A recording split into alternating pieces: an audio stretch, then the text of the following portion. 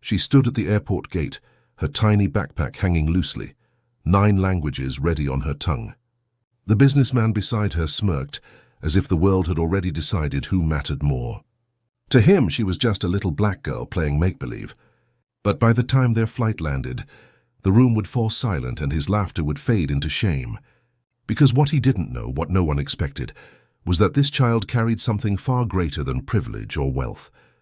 And when she revealed it, the truth would shake everyone watching. So what happens when the smallest voice proves the loudest? Amara was only 10, but her world stretched far beyond her small apartment in Nairobi.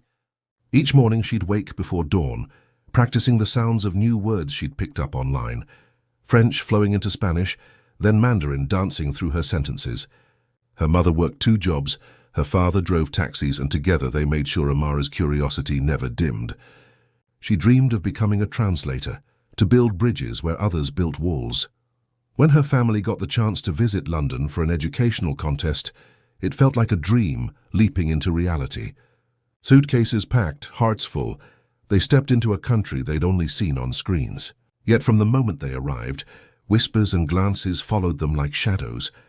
In the crowd's polite smiles, something colder hid beneath, something Amara was too young to name but old enough to feel. At first, London dazzled Amara. The swirl of accents, the endless rush of people, the trains that seemed to breathe like living things. She clutched her badge from the International Young Linguists Summit with trembling pride. In every language she'd studied, the word for home meant warmth, belonging, and voice. She wondered if she'd find that here too. During the first morning, as contestants from around the world filled the sleek auditorium, Amara took her seat near the back, notebook pressed to her chest. The judges, stern, polished, expensive, surveyed the crowd. Their smiles were measured, brittle. When Amara's name was called, a quiet pause rippled through the room. She walked to the front, heart quickened, hearing tiny echoes behind her. A soft laugh that didn't sound kind, a few murmurs wrapped in disbelief.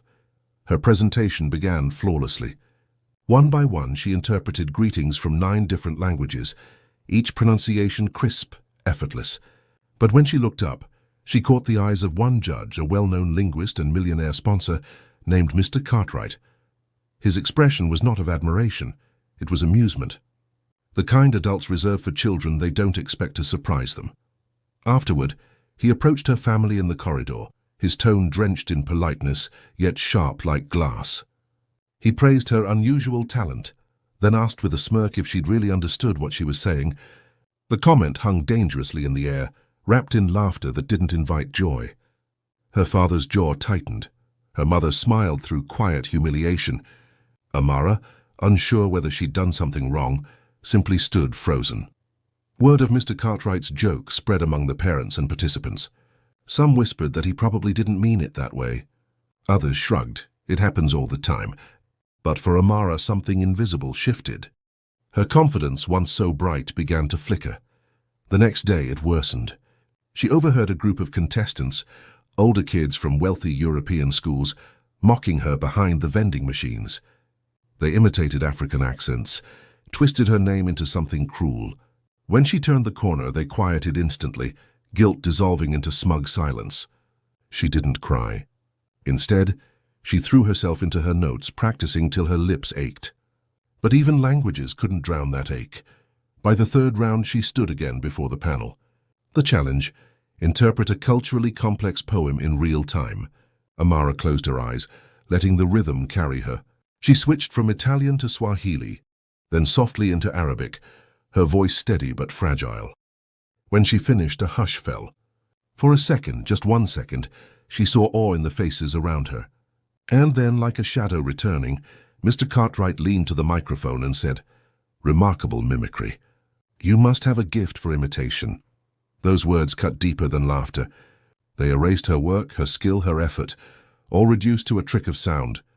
Her peers shifted uncomfortably. The moderator cleared her throat, trying to move on, but the harm already hung like fog over the hall. After that session, Amara sat outside alone. Planes flew overhead, streaking white lines across the blue. She asked herself whether excellence would ever be enough, whether the world only listened when brilliance came from the right kind of mouth. Her mother found her there, rubbing circles on her back, silent. They both knew to endure was part of survival, but endurance felt so small beneath such towering doubt. Later that evening, an announcement came. The top finalists would present live at a televised dinner sponsored by Cartwright's company. Amara was among them. Her parents hesitated, afraid the event would be another stage for humiliation, but Amara insisted on going. "If I stop now," she whispered, "they win twice." The grand ballroom glowed gold that night. Elegant guests filled long tables, laughter scattering like sparks. Cameras poised to capture inspiration, though few would ever see truth behind it. Amara waited behind the curtain, clutching her translation cards, palms sweaty. Through a small gap, she saw Cartwright laughing at something on his phone, champagne glass in hand. The sound of that laughter echoed the moment at the airport when he'd first noticed her, curious, amused, dismissive. Her name was called. Lights flooded her eyes. As applause faded to a hum, she stepped forward. Every instinct told her to shrink, to make herself small, invisible. Yet in that trembling moment, another instinct, older, fiercer, rose within her. It was the same voice that made her learn words beyond her world, that made her believe language could heal what ignorance breaks. She began her presentation, switching between languages to express one idea: unity demands listening. Each word she spoke carried the weight of every unspoken insult and every silent endurance. People leaned in. Even those who had dismissed her seemed drawn closer, unwilling to miss a syllable. And then, halfway through, Cartwright stood. For a breathless instant, she thought he might interrupt again, another smirk, another dismissal. But as she continued, the expression on his face shifted, subtle, uncertain. Something in her poise, her clarity, began dismantling his certainty brick by brick. Still, suspense hung thick in the air. Was his silence acknowledgement, or the calm before another storm? Her parents exchanged terrified glances at their table. The cameras zoomed in. The crowd's applause trembled at the edges of genuine discomfort. By the time Amara finished, a full 10 seconds of silence filled the hall. Then came a slow rising wave of claps, reluctant at first, then unstoppable. She bowed deeply, but inside her chest burned. Relief, anger, vindication, all tangled together. She wondered if one performance could shift the weight of generations, or if it was only another brief spark swallowed by shadow. When she returned backstage, the producers swarmed around her with praise, their smiles wide but hollow. Somewhere behind the noise, she could hear Cartwright's footsteps approaching. Her mother squeezed her hand. Her father stood ready, protective, silent. He stopped just a few steps away from Amara. For the first time, he said nothing. The silence was heavier than any insult, and yet it carried something unexpected, unease. His gaze dropped briefly, then lingered on her notes, the careful translations, the flowing lines written in calm, deliberate handwriting. Whatever passed between them in that unspoken moment wasn't victory yet, but it was change, small and trembling, like dawn light breaking over a long, dark night. And as Amara turned back toward the waiting crowd, one thought pulsed steady in her heart. This fight, the fight to be seen, to be heard, had only just begun. The applause was still echoing when the tension cracked. A man from the press section shouted for her to say something in real English, his voice slicing through the polite noise like a blade. Laughter rippled across the tables, not loud but sharp enough to wound. The cameras caught it all. A 10-year-old girl standing beneath gold chandeliers, her face bright and confused, while adults, the ones meant to know better, treated her as spectacle. Cartwright looked up sharply, jaw tight, but said nothing. His silence was its own verdict. Amara blinked back, the sting in her eyes, her breath shaky against the heavy air. She wanted to disappear, to let the marble floor swallow her voice whole. For a moment she nearly did, until she noticed her parents standing at the edge of the stage. Her mother's hand pressed to her heart. Her father's chin lifted in quiet defiance. Their eyes met hers, and something fierce reignited. She stepped back to the microphone, fingers trembling so badly she could barely hold her cue cards. The hosts whispered frantically behind her. The crowd waited, some curious, some impatient. The lights were relentless. Her face glistened with tears she refused to hide. "You asked for English," she said softly, voice quivering yet growing steadier with each word. "So listen carefully." And she began, No translations now, no rehearsed lines. She spoke in the plain, unguarded truth of her heart. She told them about her mother's hands, raw from washing uniforms that never belonged to her.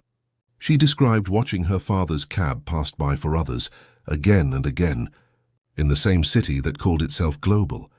Her words were simple, but in their simplicity, they carried centuries. At first, the audience fidgeted, uncomfortable, restless. A few whispered to one another, unsure whether this was still part of the performance. But as she went on, their discomfort turned into silence. The weight of what she said pressed against their expensive clothes and careful faces until there was nowhere left to hide. Cartwright's expression faltered. The man who'd once smirked at her effort now seemed to age before her. She spoke of what it felt like to be underestimated before even speaking, to have brilliance mistaken for imitation, to be told that achievement was exceptional only because people like her weren't expected to achieve at all. Her voice cracked, but that crack only made it more real. The tears weren't weakness, they were resistance made visible. Every syllable carried the rhythm of those 9 languages, woven into the heartbeat of her truth.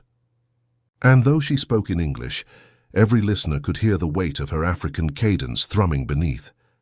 Then came the moment, the shift that would never be undone. Cartwright rose slowly, as if the air itself resisted him. He turned to the audience, ready to regain control, to smooth over what had become too raw for comfort. But before he could speak, Amara turned to face him. Her tear-streaked cheeks glistened under the blinding lights. "I thought language made people understand each other," she said, voice trembling but strong enough to cut through the silence. "But maybe some people don't want to understand. Maybe they want to stay deaf." The words hit harder than any accusation. A murmur spread through the hall, a sound caught between guilt and revelation. Cameras zoomed in. This was no longer a competition. It was a mirror, and every watcher was being forced to see themselves reflected inside it.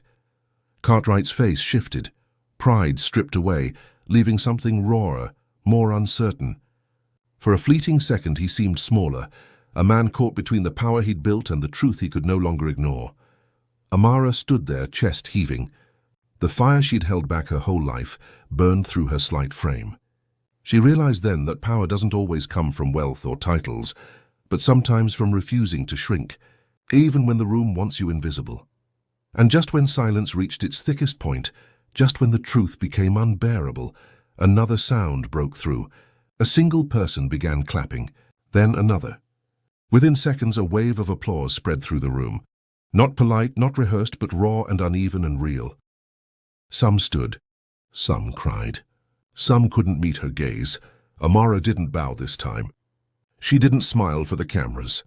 She simply stared straight ahead, her lips parted in disbelief, the echo of her own truth still reverberating in the ornate hall that was never built for her voice. Cartwright lowered his head slightly, as though acknowledging the invisible verdict handed down that evening, not by the judges, but by a child who refused to remain small. The cameras caught it all, shame awakening, and something like redemption flickering uneasily across his face. Amara turned away from the spotlight, heart pounding like a drum she had finally learned to command. She thought of every silence she'd ever swallowed, of every laugh she'd endured, and knew this moment was more than hers.